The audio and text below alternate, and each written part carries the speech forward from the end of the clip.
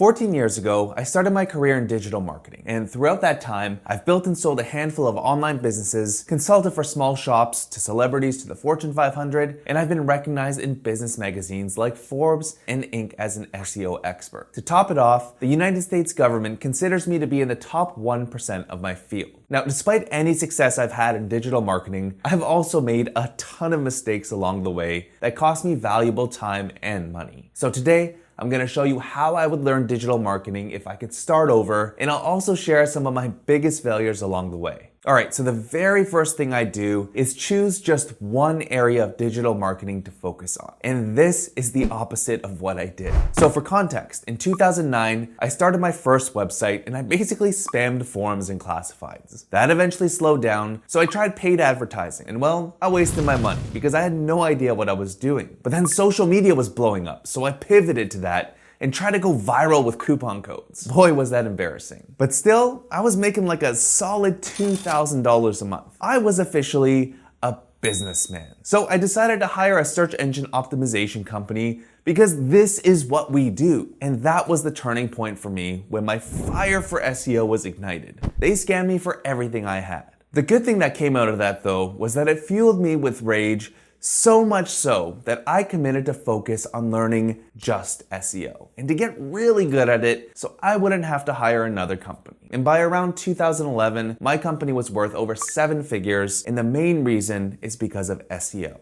Now, by definition, digital marketing is just marketing that happens over the internet. So you can choose to focus on just email marketing, pay-per-click advertising, search engine optimization, social media marketing, etc., etc. Digital marketing is just so vast that it's impossible to become a master of all areas. It's best to focus on just one area of internet marketing and to get really good at it. Now, after you've chosen the area of digital marketing you want to focus on, you need to make a mental commitment to learn as much as possible. Now, while there isn't a single right way to learn digital marketing, what I've found to be helpful is to learn in 3 stages. So for illustration purposes, let's say you chose SEO as your focus area. Now, stage 1 is to focus on understanding the fundamentals. So in SEO, that would include things like why and how SEO is important for businesses, how search engines work, and the main ways SEO is done. So that includes keyword research, link building, technical SEO, and on-page SEO, to name a few.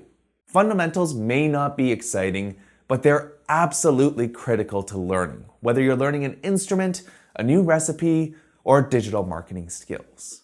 Stage 2 is all about making connections in how the fundamentals work together. For example, you should be able to make the connection in SEO that content creation is reliant on keyword research, and that on-page SEO is connected with both your content writing and keyword research.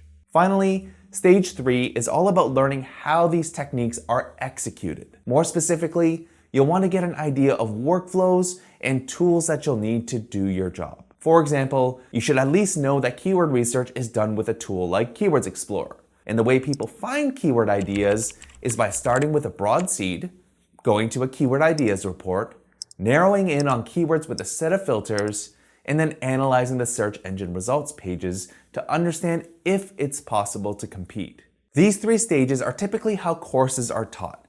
And for that reason, I think it's worth taking a reputable beginner's course on the area of digital marketing you've chosen, like our free SEO fundamentals course. This is something that I was too young and arrogant to do when I was getting started with online marketing. I went with the unguided route, and literally, anytime someone said advanced, I was like Pavlov's dog and I'd give them all my attention. I wasted tons of time and money because for some reason, I subconsciously thought it would be more rewarding to figure it out on my own. Now, as you go through this learning stage and consume content, there's going to be a time when you feel like, yeah, this all makes sense. But I can guarantee you that when you actually get to doing it, it's not going to feel so straightforward anymore. And that's why the next thing I recommend is to commit to actually practicing what you've learned. In my opinion, there's no better way to learn digital marketing than to get first-hand experience. And the best way to do that is to create your own site. This way, you'll have a safe place to practice whatever and however you want. Now, as you commit to actually doing something, I highly recommend doing 2 things. Number 1, cut yourself off from all new content. You should have already consumed enough through a course or whatever resources that you use to have a high-level view of what it looks like to execute on the marketing area you've chosen. By cutting out new content, you'll be able to stay laser focused on actually practicing the fundamentals that will be an essential building block to your career. And number 2, don't obsess over things that aren't moving your progress forward. For example, if you decide to build a hobby site so you can practice SEO, don't spend hours trying to fine-tune your logo, your fonts, or blog layout. As an SEO, you're going to want to focus on driving organic traffic through high rankings in Google. Now, if you're able to actually put all these things into practice, you'll learn very quickly how to actually get results with SEO or social media or email marketing or whatever area you choose to focus on. Now, if you want to know the fastest way to accelerate your growth and to put this doing stage into overdrive, then I recommend getting a job or internship at an agency. When you work at an agency, you get the unique experience of being able to work on a diverse group of projects. Not only is the exposure great, but it forces you to stretch that creativity muscle and to apply your learnings in various scenarios. Now, perhaps the biggest advantage to working at an agency is that you get to be in the trenches with people who are ahead of you in their digital marketing career.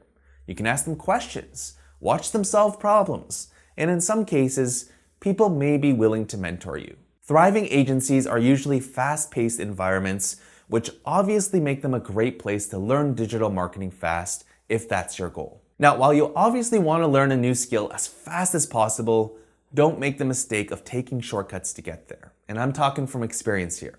Early in my career, I took an SEO shortcut that cost me 7 figures. So my first company was an e-commerce store, and I was driving the majority of my traffic through SEO.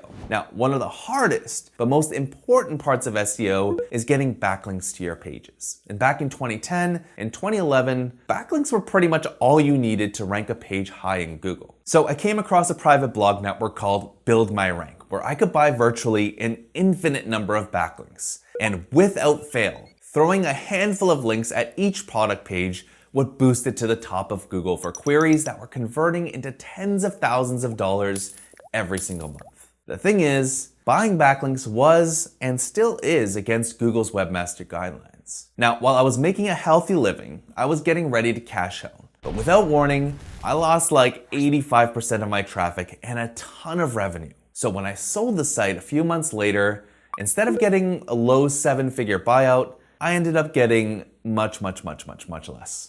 Now, had I focused on learning link building so I can build backlinks whenever I want, not only would I have had a much nicer exit, but I would have been able to apply those skills to pretty much every other SEO-driven business I created. Bottom line, avoid shortcuts because they can be costly, and you'll only realize that in hindsight. Now, another thing I would do differently is to actually build relationships with people. So for like the first 8 years of doing SEO, I literally didn't talk to anyone about what I did because most people just didn't understand. And it was lonely, and I was really just stunning my professional growth. So what I would do differently if I could start over is to try and network with 2 different groups of people. So group 1 would be like-minded people who are trying to learn the same area of digital marketing as you. They're basically a safe place where you can share your ideas, experiences, and insights without fear of judgment. And not only can you learn from each other, but you'll also find motivation from each other to get better at your craft. In fact, this is what Mr. Beast did with a group of friends in his early stages of his YouTube career. And in interviews,